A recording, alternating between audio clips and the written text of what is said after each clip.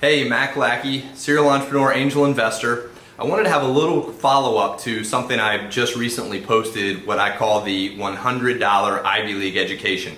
Great advice for all founders and early stage entrepreneurs. I encourage you to go check that out. There's a blog post on it, there's a video on it.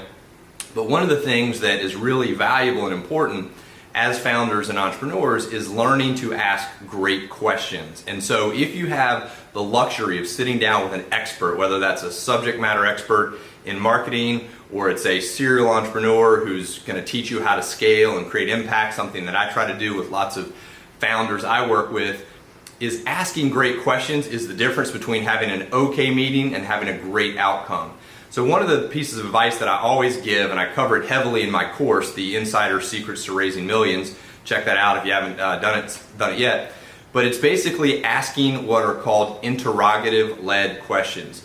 So many of us ask questions that the answers are basically yes, no, or maybe. Those questions just don't provide a lot of value. If someone can say yes or no to the answer, you're not going to get much feedback. So interrogative-led questions are basically questions that start with things like what and why and how. So you might ask a question that would say, what's the smartest thing you ever did as a founder of an early stage company?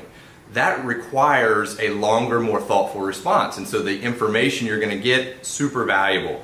You can ask similar questions about, if you could do it all over again, what would you change about the way you built your business or the way you handled your social media account?